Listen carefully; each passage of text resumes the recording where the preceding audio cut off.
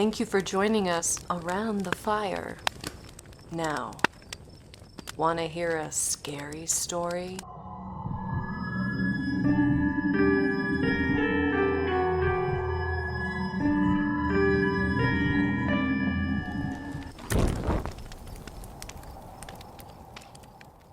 Once upon a time, there were a fisherman and his wife who lived together in a filthy shack near the sea.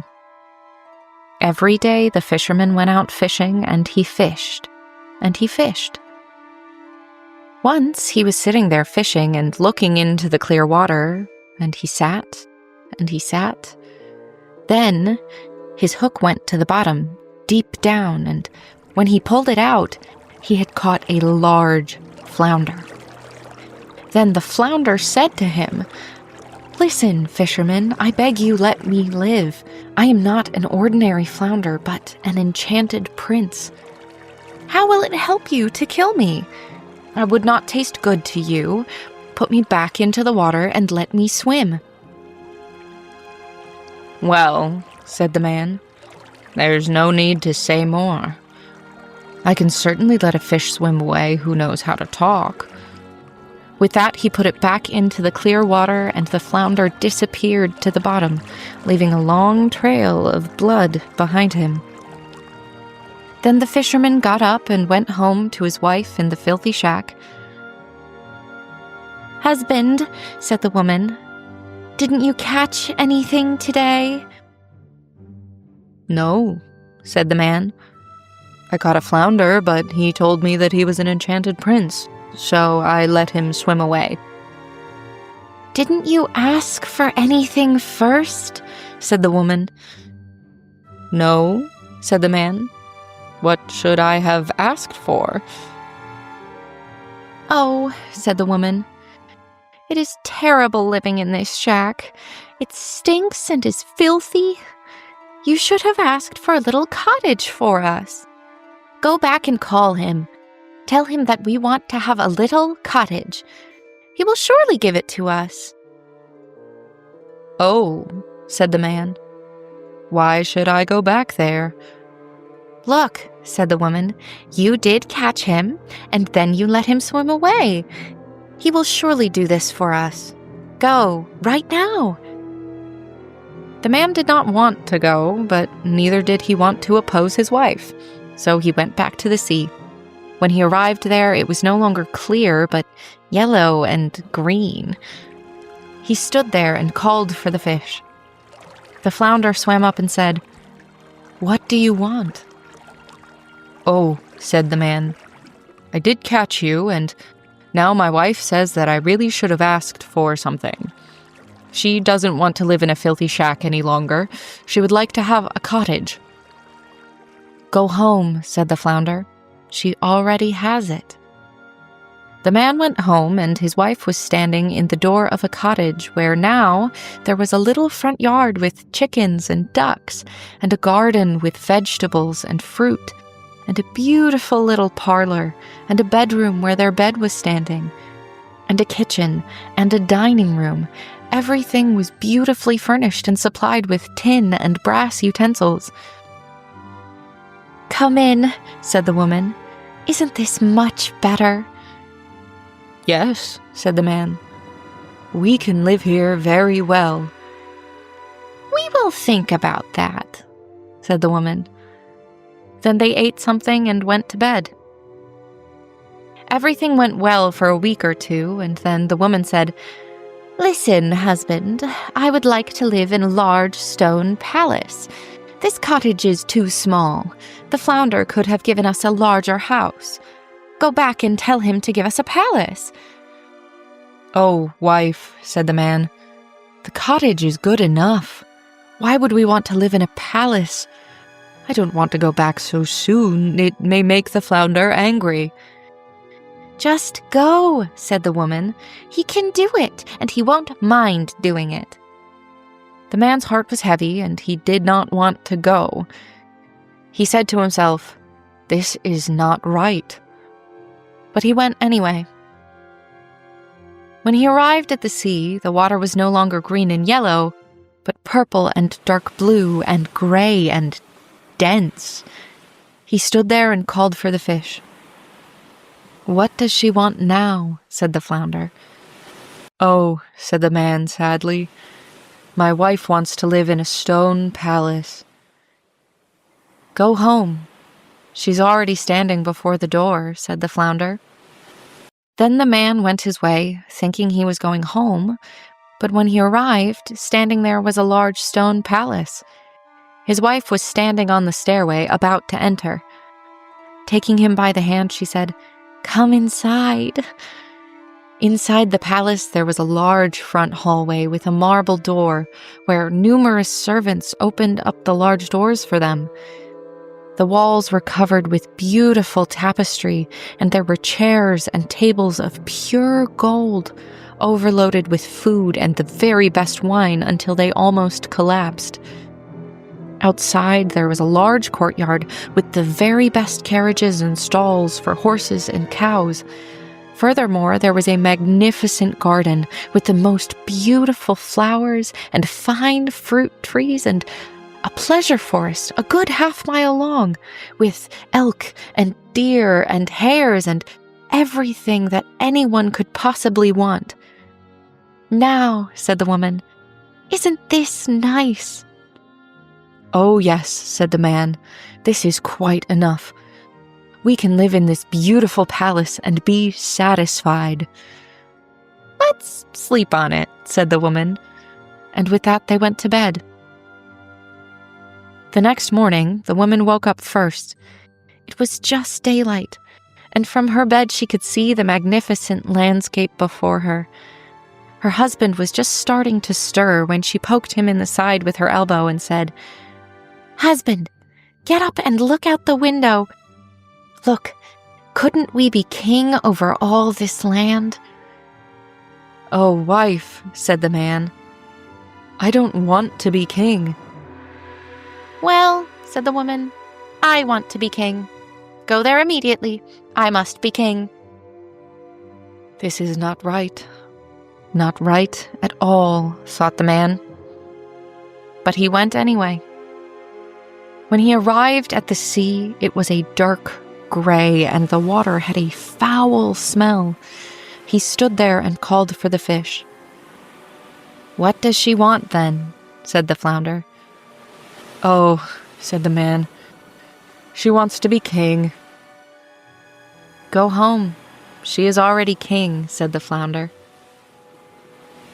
Then the man went home, and when he arrived there, the palace had become much larger, with a tall tower and magnificent decorations, and there were so many soldiers and trumpets. Then the doors to the great hall opened up, and there was the entire court. His wife was sitting on a high throne of gold and diamonds, wearing a large golden crown, and in her hand was a scepter of pure gold and precious stones. He stood and looked at her and said, "Wife, it is very nice that you are king. Now we don't have to wish for anything else." "No, husband," she said, becoming restless. "Time is on my hands. I cannot stand it any longer. Go to the flounder. I am king, but now I must become emperor." "Oh, wife," said the man, "I cannot tell the flounder to do that. There is only one emperor in the realm. The flounder cannot make you emperor. He cannot do that." "What?" said the woman. "I want to be and have to be emperor. Go there immediately. If he can make me king, then he can make me emperor." So he had to go. As he went on his way, the frightened man thought to himself, "This is not going to end well." With that, he arrived at the sea. The water was all black and dense and boiling up from within. A strong wind blew over him that curdled the water. He stood there and called for the fish. "What does she want, then?" said the flounder. "Oh, flounder," he said, "my wife wants to become emperor." "Go home," said the flounder. "She is already emperor." Then the man went home, And when he arrived there, the entire palace was made of polished marble with alabaster statues and golden decoration. Soldiers, barons, and counts and dukes were walking around like servants. They opened the pure gold doors, and he went inside where his wife was sitting on a pure gold throne a good 2 miles high, wearing a large crown that was 3 yards high, set with diamonds and gems. In one hand she had a scepter, and in the other the imperial orb. Bodyguards stood in 2 rows at her sides, one each smaller than the other, beginning with the largest giant and ending with the smallest dwarf, who was no larger than my little finger. Many princes and dukes were standing in front of her. The man stood and looked at her and said, "Wife, it is very nice that you are the emperor." "Why are you standing there?" she said. "Now that I am emperor, I want to become pope. Go there immediately. I must become pope this very day." "Oh, wife," said the man, "what do you not want? That is too much. I cannot tell him that. It will come to no good. The flounder cannot make you pope." "What nonsense," said the woman. "If he can make me emperor, then he can make me pope as well. I am emperor, and you are my husband. Are you going?" Then the frightened man went. He felt sick all over, and his knees and legs were shaking, and the wind was blowing over the land, and the clouds flew by as the darkness of evening fell. Leaves blew from the trees, and the water roared and boiled as it crashed onto the shore. In the distance, he could see ships, shooting distress signals as they tossed and turned on the waves. There was a little blue in the middle of the sky, but on all sides it had turned red, as in a terrible lightning storm. Full of despair, he stood there and called for the fish. "What does she want, then?" said the flounder. "Oh," said the man, "she wants to become pope." "Go home," said the flounder. "She is already pope." Then he went home, and when he arrived there was a large church surrounded by nothing but palaces. He forced his way through the crowd. Everything was illuminated with thousands and thousands of lights, and his wife was clothed in pure gold and sitting on a much higher throne, wearing 3 large golden crowns. She was surrounded with church-like splendor, and at her sides there were 2 banks of candles. The largest was as thick and as tall as the largest tower, down to the smallest kitchen candle. And all the emperors and kings were kneeling before her, kissing her slipper. "Wife," said the man, giving her a good look, "it is good that you are pope."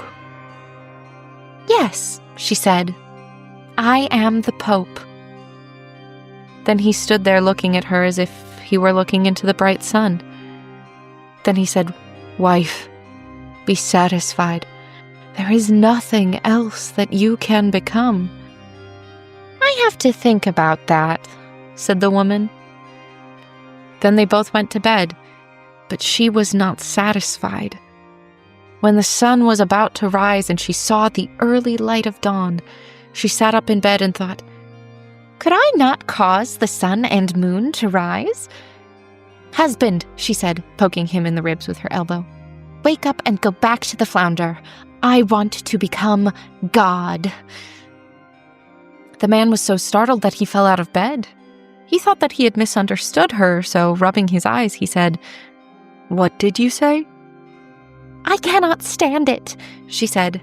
"When I see the sun and moon rising, and I myself cannot cause them to rise." She looked at him so gruesomely that he shuddered. "Go there immediately. I want to be God." "Oh, wife," said the man, falling on his knees before her, "the flounder cannot do that. I beg you, be satisfied." Anger fell over her. Her hair flew wildly about her head. Tearing open her bodice, she kicked him with her foot and shouted, "I cannot stand it. I cannot stand it any longer. Go!" He put on his trousers and ran off like a madman. Outside, the sky was black, as pitch, and there was thunder and lightning, and such a storm was raging that he could hardly stand on his feet. Houses and trees were blowing over. The mountains were shaking, and boulders rolled from the cliffs into the sea, where there were great black waves as high as church towers and mountains, capped with crowns of white foam. Trembling, exhausted, terrified, and sad, the man called out for the fish. "What does she want now?" said the flounder. "Oh," said the man, "she wants to become like God." "Go home," said the flounder. "She is sitting in her filthy shack again."